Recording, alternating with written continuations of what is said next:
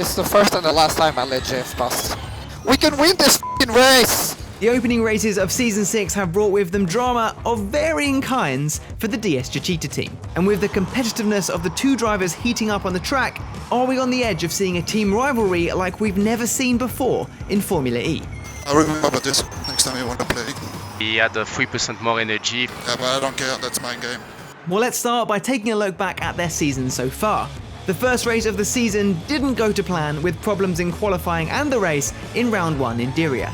Costa started 21st after a slow qualifying lap thanks to a team communication mishap, but he managed to make up an impressive 7 places and finished 14th in the race. No points in his debut drive for his new team, but the pace he showed would go on to prove key in the following races. Even though Jean-Eric Vergne had the better of his teammate in qualifying and started 11th, a steering issue forced his retirement from the race. I cannot even turn the steering wheel anymore.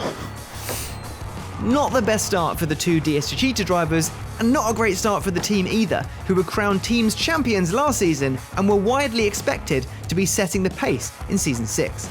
And things only got fractionally better in round 2. A strong start for Costa, achieving the fastest lap in the qualifying groups, getting into Superpole and starting the race from 5th on the grid. He moved his way up to 3rd past a stationary D'Ambrosio and overtaking Di Grassi, but contact with Buemi when taking 2nd left him with a drive-through penalty, something Costa felt was unjustified given that he felt he'd made his intentions clear by committing to the move early. Was Buemi going for attack mode? You know what, Jack, that's a very good point. I'm really sorry for him, but there was nothing I could do. Nothing.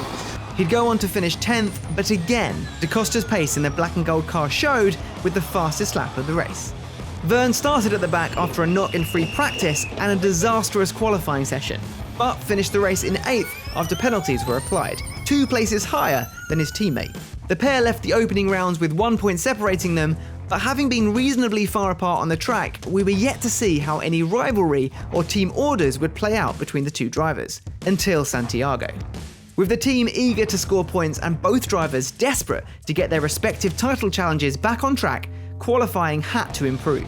10th and 11th was the best they could do on the day.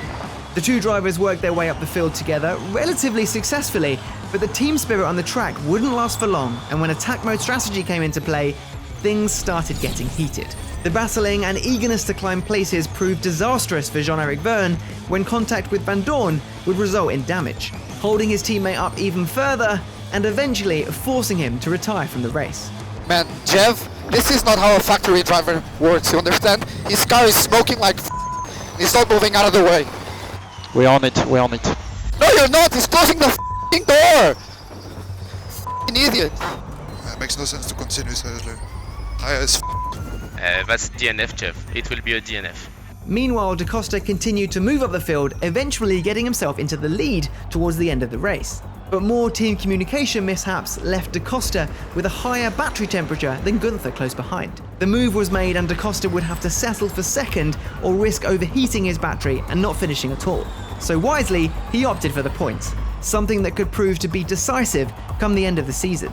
The Santiago race allowed us to glimpse behind the curtain of DS Techeetah and see that with 2 very capable drivers behind the wheel, both trying to better the other and make their claim on the championship, this was a situation that would need to be managed very carefully by the team. We should have won this easy. Yeah, we had some issue on our side. Doing? We have some issue on our side. We always have some issue. Okay, we speak later. Mexico City followed, and the team had learned from the mistakes made in Santiago. Even though Costa and Vergne both started next to each other again on the grid in 8th and 9th, the pair avoided contact with each other and moved up the field together. But with Costa managing energy more efficiently, setting faster lap times than his teammate, and a possible regen issue meaning Jev couldn't properly recharge his batteries under braking, the team seemingly put priority in Costa achieving the highest result possible, to the disapproval of Jean-Eric Vergne. I mean, okay. You tell me you let me buy, make me lose so much time so I cannot pass Buemi. I remember this. Next time you want to play. To Vergne, the indecisiveness of the team back in the garage resulted in Antonio being able to slipstream and save energy behind him, and allowed Buemi to build a gap in front. If the team order had come earlier, Jev would have potentially had the advantage at the end of the race and could have found himself in Costa's position, or on the podium at least. But the team saw that Da Costa was quicker and more energy efficient and opted to prioritise his race. 4 races into the season, could reigning champion Jean-Eric Vergne be facing the biggest threat from a teammate so far? Loyalty to Vergne will surely be strong at DS Techeetah, given the 2 championships he's won with the team, but with Da Costa ahead of him in the standings so far, will what seems like a friendship soon become a heated rivalry? Is there such thing as a first and second driver at DS Techeetah? Intra-team rivalry isn't new for Jean-Eric Vergne, and we've seen it come to light in the past. Tell him to get out of the way! What the hell was he doing? Oh, he's no! hit him! The 2 Techeetahs hit each other! Any issues at DS Techeetah thus far have often come out in Jev's favour, but is that about to change?